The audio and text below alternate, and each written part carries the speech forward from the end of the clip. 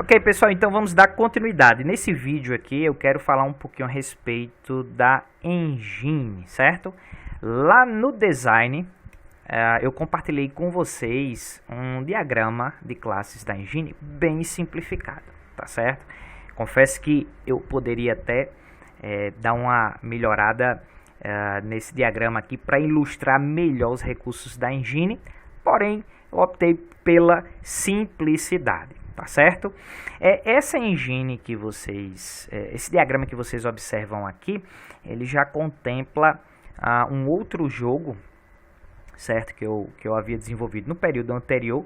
Por essa razão é que nós temos aqui helicóptero e pessoa, mas helicóptero e pessoa, bem como game, não fazem parte da engine, tá? Então, se a gente partir desse princípio, a gente consegue então aqui observar que a engine ela então fica bem mais simplificada, né?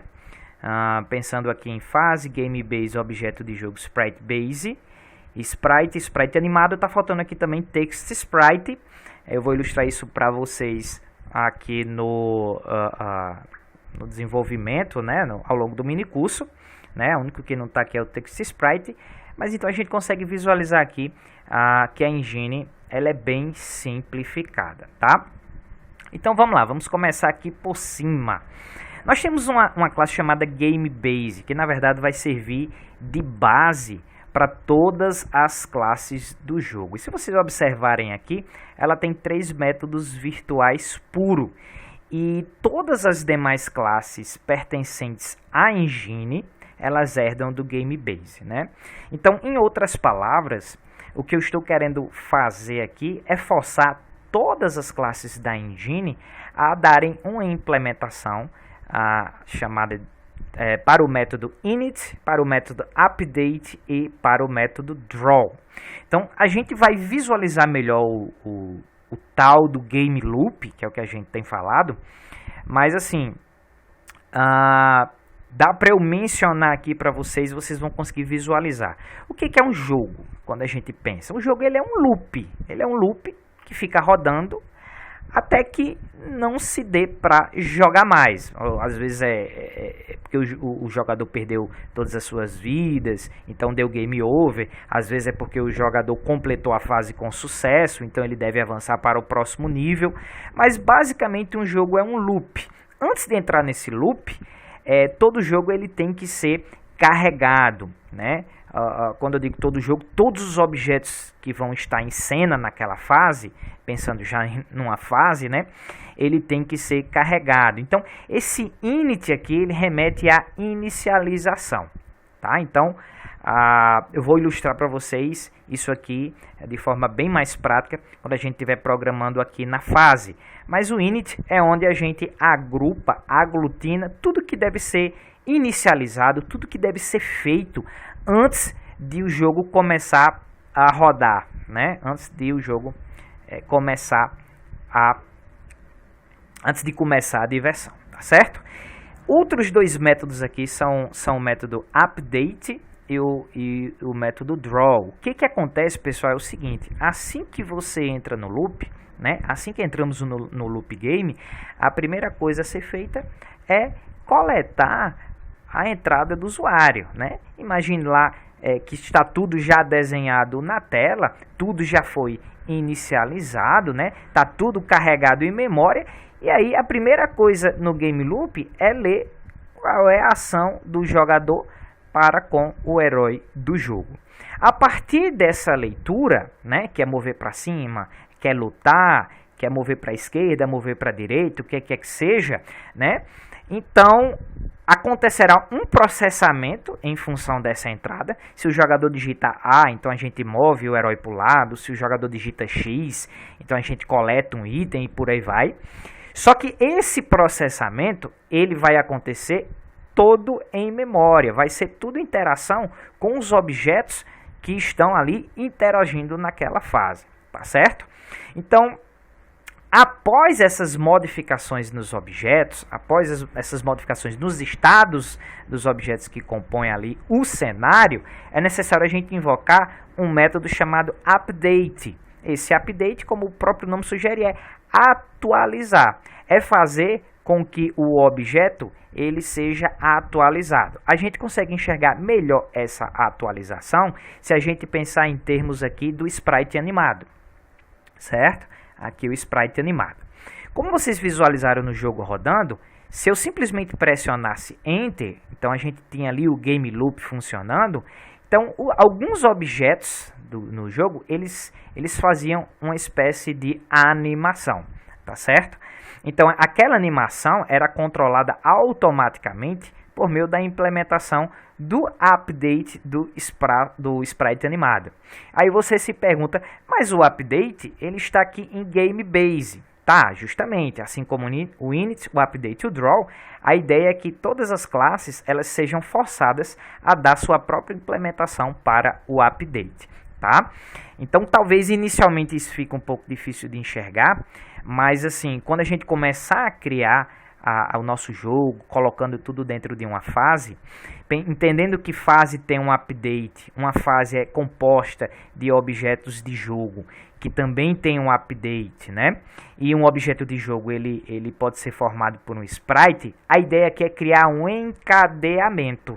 Então, quando eu dou um update na fase, o update da fase vai simplesmente chamar todos os objetos de jogo, porque você pode visualizar aqui, ó, que a fase ela tem uma lista de objetos de jogo, chama todos os objetos de jogo e chama sua atualização. Então, cada objeto de jogo, né, ou a classe objeto de jogo, ela tem uma implementação automática aí, já realizada, né, da engine, do update. E esse update basicamente chama o update do sprite, né, porque aqui o objeto de jogo ele tem um sprite base. Basicamente é um ponteiro base que vai apontar para alguma instância derivada, né? E aí, por sua vez, nesse encadeamento de fase sendo atualizada, fazendo com que cada objeto de jogo seja atualizado, então o sprite vai sofrer também uma atualização. Tudo isso de forma encadeada e automatizada. Isso vai fazer com que aquela animação ela ocorra de forma generalizada, sem que você que está usando a engine se preocupe sequer com isso, tá certo? Então, após o update, que seria uma atualização de todos os objetos do jogo, né? Até porque você pode ter um objeto de jogo que caminha sozinho pela fase, né? Você pode ter um objeto de jogo que pode aparecer aqui, desaparecer ali, enfim, o que quer que seja. Então, o update ele dá essa programação já automatizada. Claro que dentro do game loop as coisas precisam ser modificadas, mas tudo isso ainda está na memória, tá certo? Então a gente precisa refletir isso de forma que possa ser visual para o jogador, e isso é refletido por meio do método draw, em parte, né? Porque o draw basicamente é outro método virtual puro aqui em GameBase, mas que basicamente tem um funcionamento semelhante ao update. A ideia é que quando a gente mande desenhar a fase de forma encadeada mande todos os objetos de jogo serem desenhados. Então, a ideia é que cada classe saiba desenhar a si mesma. E aí, quando esse encadeamento for chamado, né? Quando eu mandar desenhar a fase vai e manda cada objeto de jogo se desenhar. Cada objeto de jogo que contém um sprite, ele manda esse sprite ser desenhado.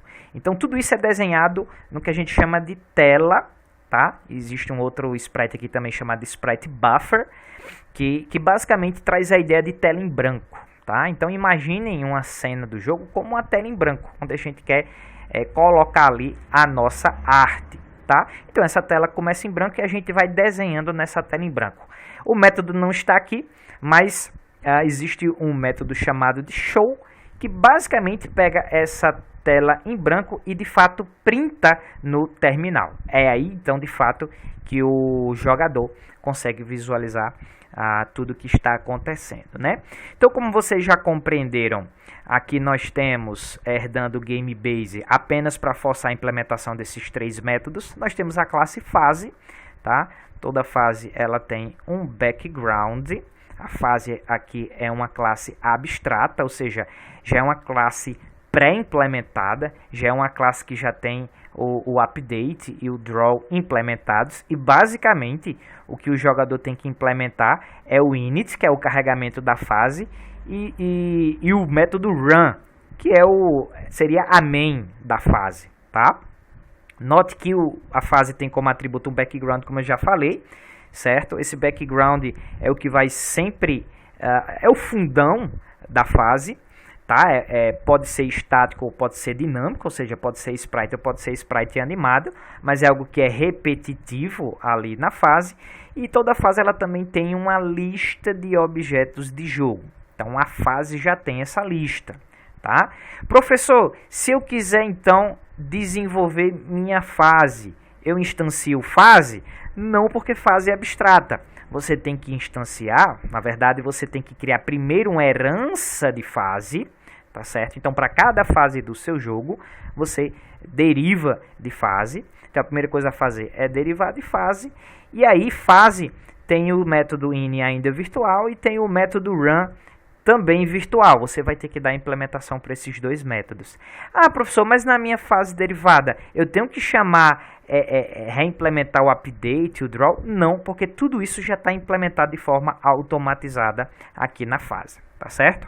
No jogo que nós criamos, no Save the Princess, nós temos 3 fases. Nós temos aquela fase inicial, tá certo? Aqui é aquela fase inicial, que representa ali o herói chegando no castelo. Nós temos a fase level 1, que representa a dinâmica do jogo propriamente dito, onde ele vai salvar a princesa. E nós temos aqui a fase final. Note que todas elas herdam aqui de fase, tá? Já já a gente vem aqui para o código. E aquela fase final onde o cavaleiro ele vai e pede a mão da princesa, né? E tem aquele final feliz. Tá certo? Ok, então toda fase aqui tem uma lista de objetos de jogo. O que é um objeto de jogo, pessoal? Talvez antes de vir para o objeto de jogo, seja melhor eu mencionar aqui sobre a hierarquia sprite. O que é um sprite? Basicamente o sprite é isso aqui, ó. Eu vou abrir aqui um resource, vou abrir aqui bed, é isso. Então um sprite é um arquivo de texto, aqui no contexto da nossa engine ASCII, tá? Um sprite basicamente é um arquivo de texto onde nós temos um desenho que representa alguma coisa. Então isso em essência é um sprite, tá certo? Então se eu carregar essa cama como sprite, eu tenho um objeto que está armazenando as várias linhas desse arquivo texto, né, como string, mas tudo isso representa um sprite. Sprite é daqui de Sprite Base. Sprite Base aqui é uma classe abstrata, apenas para formar a hierarquia de possíveis sprites que nós podemos ter. Como eu já mencionei, nós temos o Sprite, Sprite animado, tá? A gente abre aqui a engine ASCII. O Text Sprite, que é para caso você queira tratar textos, strings como sprites, tá? E aí eu vou dar uma razão do porquê para isso quando a gente chegar em objeto de jogo. E temos o Sprite animado, né, que eu acho que é a classe, uma das que mais torna aqui o jogo dinâmico, tá certo? Então, um Sprite animado, ele se diferencia aqui de um Sprite comum, tá? Eu vou falar principalmente desses dois aqui. Deixa eu ver aqui, door não, deixa eu ver aqui, pode ser a door, né? Pode ser a door aqui, que é o que eu estou achando neste exato momento. Então, o sprite animado é um sprite, tá? Na verdade, ele parece muito com um sprite, mas ele tem essa característica. Na primeira linha, a gente tem o número de faces para esse sprite, né? O número de animações e quantas linhas cada animação, cada face, cada sprite da animação vai ter. Então a classe sprite animado, ele lê aqui as 4 primeiras linhas e colocam como o primeiro sprite da animação, depois lê as 4 próximas linhas, separada aqui por um espaço em branco, e vai compor aí o segundo sprite da animação. Então em um ciclo, o update, né, vai fazer com que a porta aqui ela fique se animando, né, abrindo e fechando, tá? O nosso jogo não ficou assim abrindo e fechando, depois vocês vão entender. Mas o herói, você veja que ele fica fazendo uma animação com sua espada, né? Deixa eu ver se eu acho o herói aqui. Achei, ó. Então aqui o herói tem 2 sprites, cada um de altura 8. Então ele fica movendo aqui a sua espada, tá, pessoal? Então essa movimentação da espada é toda automatizada. De novo, pensando aqui em fase, como tendo um objeto de jogo, porque ele chama o update daqui, que por sua vez chama o update de sprite animado. Logo, em cada loop da fase, o sprite animado ele vai apresentar uma animação de forma automatizada, certo? Então a gente tem aqui um sprite base, porque o objeto de jogo seria um sprite, tá? A gente pode pensar assim, seria um sprite posicionável. Olhando só para sprite, qualquer tipo de sprite ou qualquer sprite da hierarquia sprite, a gente apenas entende que é um arquivo de texto lido e guardado em memória. Mas pensando em termos do jogo, esse sprite ele não tem posição alguma dentro de um cenário. Então a ideia do objeto de jogo é justamente fazer isso, né? Note que nós temos um x e um y, que representam aqui coordenadas no sistema bidimensional.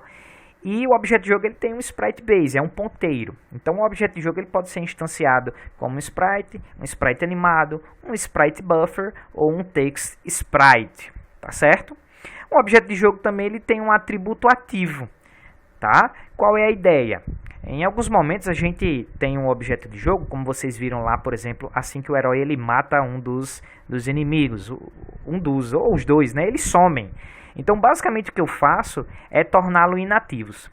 Porque quando um objeto de jogo está inativo, nem há necessidade de atualizar o update, nem há necessidade de desenhá-lo. Tá? Porque ele deixa de fazer temporariamente parte da cena. Ele pode reaparecer se a gente ativá-lo novamente. Tá? Então, aqui são as principais características do objeto de jogo. Como comportamento, o principal método é o colide com. Tá? Onde a gente pode pegar 2 objetos de jogo e aí verificar se um objeto de jogo está colidindo com o outro para que aconteçam as interações. Então, quando eu colidia com o inimigo lá no jogo, então ele começava a tirar meu life, e quando eu pressionava X, se eu estivesse colidindo com ele, então eu retirava o life dele. Tá? Então esse é um método que já está pronto. Esse colidir com ele funciona baseado em retângulos, então ele simplifica aqui qualquer que seja o sprite em um retângulo, que tem um XY no canto superior esquerdo, tá? E tem uma altura e tem uma largura. Com base nisso, ele se compara aqui com outro objeto para saber se eles estão se sombreando, que consequentemente estariam se colidindo, né? Então, um método muito importante aqui para a dinâmica do jogo. Então, temos também o Move To. Não só o Move To, mas já temos algumas implementações que facilitam aqui, que é o Move Up, Move Down, Move Left, Move Right, que é para fazer uma movimentação em determinado objeto de jogo. Tá? Você pode programar essa movimentação de forma automatizada ou baseada na entrada do usuário, como nós vamos fazer. Tá certo? Ativar e desativar, como eu já mencionei, os métodos não têm exatamente esse nome, mas é para mudar aqui o atributo do objeto, tá certo? Então isso aqui é o que nós temos de principal. E aí, para que vocês entendam, né? Porque eu disse que fase era abstrata. Porém, objeto de jogo não é uma classe abstrata, já é uma classe concreta. Então isso quer dizer que se você quiser simplesmente pegar qualquer desenho, uma cama, por exemplo, e quiser posicioná-lo numa cena de uma fase, então você vai ter que instanciar um objeto de jogo. É possível você instanciar simplesmente um objeto de jogo com um sprite e jogar aqui na lista de fase, que tudo já vai estar funcionando perfeitamente. Então, já respondendo uma pergunta aqui para vocês, qualquer coisa que você coloque na cena que precisa interagir com o herói, ou que precise de algum tipo de interação, tá? Às vezes até não, mas se você quiser posicionar, para não já deixar tudo criado no background da fase, então você vai fazer como um objeto de jogo, tá certo? Quando é que você vai precisar herdar um objeto de jogo? Quando o objeto de jogo não for suficiente para exprimir o teu componente da fase. Por exemplo, no nosso jogo aqui, nós temos algumas classes que herdaram aqui de objeto de jogo. Então eu tenho aqui uma classe Door, né, que a gente depois vai discutir um pouco mais sobre ela, que ela tem um atributo aqui dizendo se está aberta ou fechada, né, para interagir com o usuário, bem como alguns métodos aqui que nos permitem abrir a porta e verificar se ela está aberta. Eu tenho aqui a classe Inimigo, tá? Também a gente vai discutir daqui a pouquinho, que tem seu life. Ele é um objeto de jogo, mas um objeto de jogo é apenas um sprite posicionável. Tá? Se eu quiser algo além disso, um objeto de jogo que tem um life, uma velocidade de ataque e por aí vai, uma lógica um pouco melhor, a gente tem que criar uma derivação então daquela classe, né? O Hero também, né? O herói, o que ele faz? A gente viu que ele vai salvar a princesa, ele pega uma chave e tudo isso eu tenho que armazenar em algum lugar. Então eu decidi aqui também herdar de objeto de jogo e guardar essas informações aqui como atributos e chamar aqui alguns comportamentos que permitem alterar esses atributos, tá? Então tudo que você precisa que vá além do que o objeto de jogo oferece, você tem que herdar.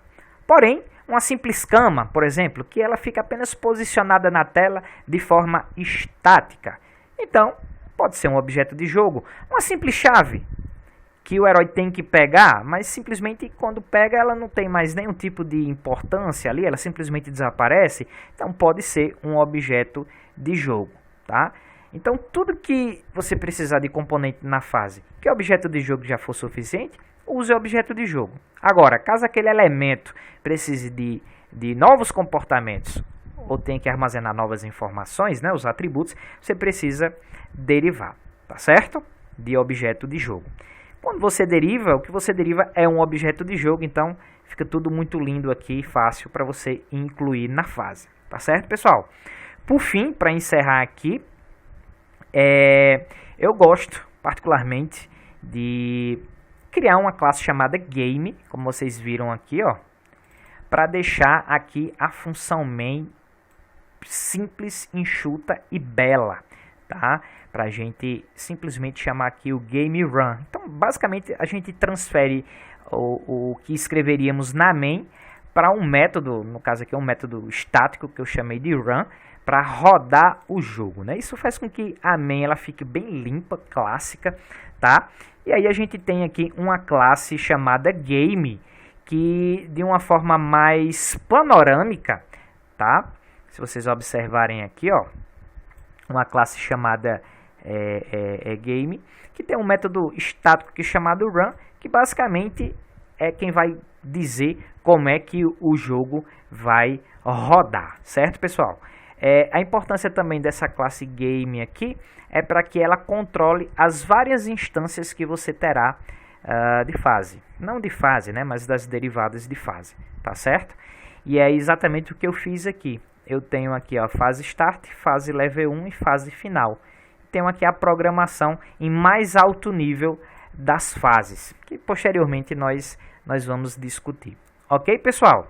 Então, esse era o objetivo desse vídeo, falar aqui de uma forma geral sobre a engine, tá? Não quero ficar falando aqui de código, então, se você quiser mais detalhes, você pode acessar aqui, baixar a engine, acessar e dar uma lida no código para ver como é que ela foi implementada, certo? Talvez alguns detalhes que eu não tenha mencionado aqui nós vejamos ao longo do desenvolvimento. E quase esqueci, tem a classe Sound aqui também prontinha para você utilizar, carregar aí as MP3 e tocar, né? Aí paralelamente, simultaneamente ao seu jogo. Não fiz uso aqui nesse jogo do Save the Princess, mas a classe tá aí, é muito simples de utilizar. Talvez eu demonstre ela no final, tá certo? Muito simples mesmo de utilizar. Detalhe é que ela só vai funcionar no Linux, tá? Não vai funcionar no Windows, porque eu programei ela somente para Linux.